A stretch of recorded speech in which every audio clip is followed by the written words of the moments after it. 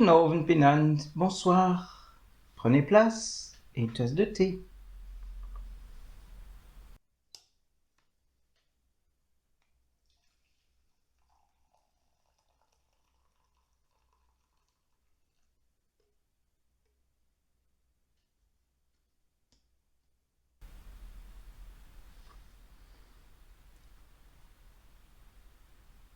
Ces prochaines semaines, semaines de l'Avent et avant l'Avent, elles nous invitent à cheminer vers Noël, vers la fête de la Nativité.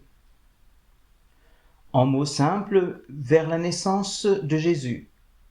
Jésus qui est Christ, le Fils de Dieu. Cette année est différente de celle que nous avons vécue jusqu'alors. Quoi que puissent décider les gouvernants du pays, il est évident que nous n'aurons pas l'occasion de vivre ce mois de décembre comme les autres années. Pas de réunions festives, pas de repas partagés, pas de bougies. Ah, si, des bougies nous en avons, et tout comme il y en a une sur ma table, je vous propose d'aller allumer une bougie chez vous.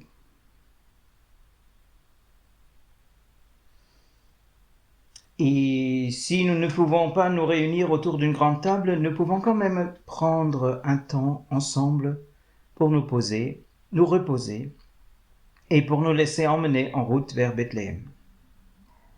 Je vous propose donc la rencontre avec quelques personnes qui, dans les évangiles, marquent le temps avant l'arrivée de Jésus.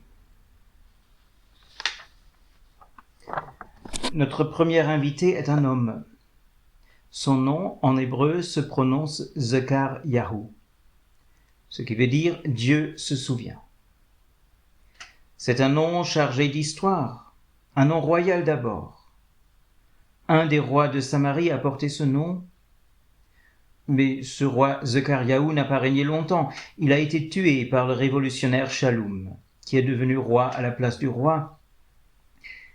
Et voilà le sens du nom Shaloum, il a remplacé. Tiens donc. Mais plus connu et plus près de notre invité du jour est un prophète du nom de Zekaryahu. Ce prophète a vécu pendant la période de la reconstruction, après l'exil. Il a eu des visions, dont celle d'un roi entrant dans la capitale sur le dos d'un ânon. Une vision que nous lirons au culte dimanche. Il prévoit aussi le partage du pouvoir entre le roi Zerubbabel, qui est un personnage historique, que nous trouvons aussi dans les généalogies de Jésus. C'est une sorte de préfet ou de gouverneur nommé par le roi perse pour organiser la reconstruction de Jérusalem. Donc Zekaryahu prévoit le partage de pouvoir entre Zerubbabel et le grand prêtre à venir, dont Zekaryahu connaît déjà le nom, Yeshua, l'Éternel sauve. Accessoirement, Zekaryahu est le premier prophète qui se fait expliquer ses visions par un ange, ce qui nous renvoie vers le visionnaire de Patmos, le dernier des prophètes bibliques, qui se nomme Yochanan, ou Jean. Donc, notre personnage du jour s'appelle Zekaryahu. Il est âgé, marié depuis de longues années, mais sans enfant. Avec lui s'éteindra donc une branche de l'arbre généalogique. Il est le dernier, il le sait. Dieu l'aurait-il oublié? Mais cela ne l'empêche pas de faire son devoir. Zekaryahu est réputé juste devant Dieu, car il remplit minutieusement les commandements et les lois du Seigneur. Il est prêtre. Et aujourd'hui, c'est à Zekaryahu de brûler le parfum dans le sanctuaire, dans le temple de Jérusalem. Il connaît la procédure, il sait ce qu'il doit faire et dire. C'est toujours pareil, et jamais rien n'a changé. Mais aujourd'hui, les choses ne se passent pas comme prévu. Car quand il entre dans le sanctuaire, il découvre qu'il n'est pas seul. À côté de l'autel pour l'offrande des parfums se tient quelqu'un. Zekaryahu prend peur. Qui peut entrer dans le sanctuaire sans se faire remarquer par les gardes, les prêtres et la foule de fidèles sur le parvis? Il n'y a pas d'accès secret. Dieu seul a accès au sanctuaire en dehors des prêtres. Mais qui peut se tenir face à Dieu? L'inconnu ouvre la bouche. D'une certaine tendresse, il dit au prêtre tremblotant, « N'aie pas peur. Ta prière a été exaucée. Ta femme aura un enfant, un fils. Tu l'appelleras Yochanan. L'Éternel fait grâce. Il sera ta joie et ton allégresse, et beaucoup partageront ta joie de le voir naître. Ce sera un grand homme devant le Seigneur. Tout comme toi et les autres prêtres, il ne boira ni vin ni alcool, et déjà dans le ventre de sa mère, il sera rempli de l'Esprit de Dieu. Il ramènera beaucoup d'âmes perdues à Dieu, et il préparera pour le Seigneur un peuple. » Zechariahu connaît les Écritures. Il reconnaît les allusions au prophète Malakyahu. Le Seigneur est roi, le dernier des prophètes depuis de longs siècles. Mais si longtemps Dieu n'a pas parlé. Et maintenant, c'est à Zechariahu, la branche sèche, le prêtre stérile, que Dieu s'adresse pour donner signe de vie? Plus encore, le signe de vie de Dieu, c'est que le vieux et la vieille auront un enfant. Qu'est-ce qu'il aurait aimé avoir un fils? Jadis, quand il était jeune et au sommet de ses forces. Mais maintenant, à quoi bon lui donner un fils qu'il ne verra pas grandir? Il demande donc au messager, « Qu'est-ce que tu racontes? Comment veux-tu que je croie ce que tu me dis? Je suis un vieillard et ma femme est bien âgée aussi. »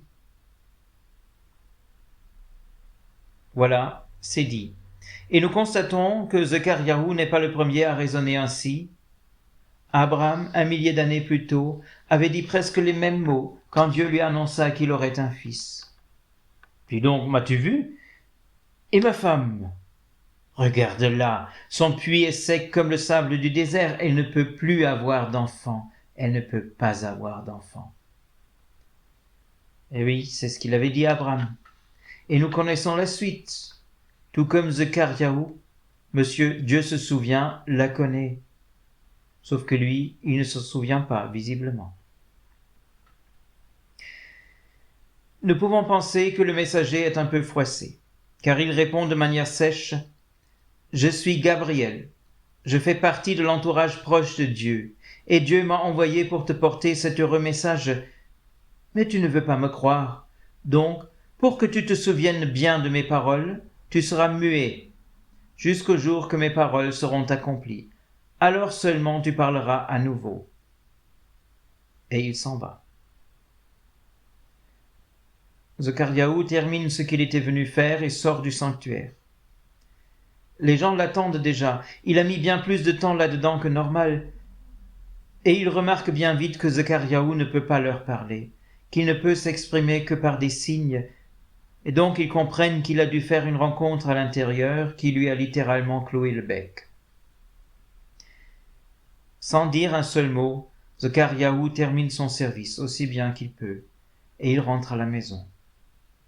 Il reste là, s'enfermant dans ce que les autres prennent pour du mutisme.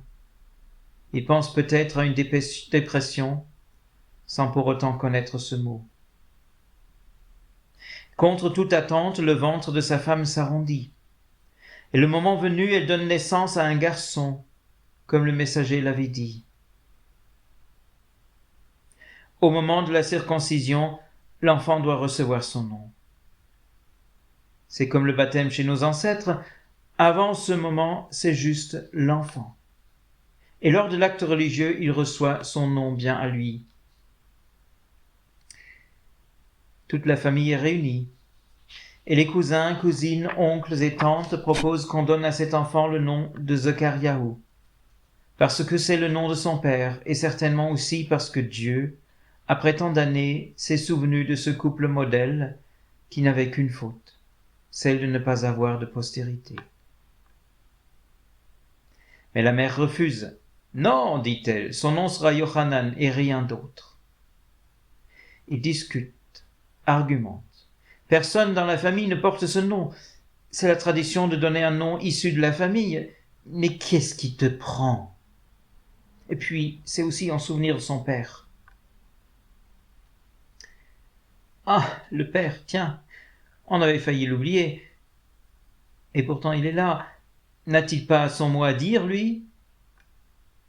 On le cherche. On lui pose la question. Il ne peut toujours pas dire un piètre mot. Il secoue vivement la tête. Il fait signe qu'on lui donne de quoi écrire. Sur une tablette, il écrit avec soin et un morceau de craie. Son nom sera Yochanan. Ah. Grand étonnement général, grande agitation, et au même moment, Zachariahu retrouve la parole. Sa bouche s'ouvre et il parle. Peut-on mieux utiliser sa langue qu'en louant Dieu? Certainement pas, se dit Zachariahu, et bénit Dieu en chantant. Ce qu'il dit et chante, l'évangéliste Luc nous le transmet, mais nous le lirons un autre jour. Sur ce, je vous dis bonsoir. Vous pouvez rester encore un instant si vous voulez. Nous nous reverrons la prochaine fois avec un autre personnage.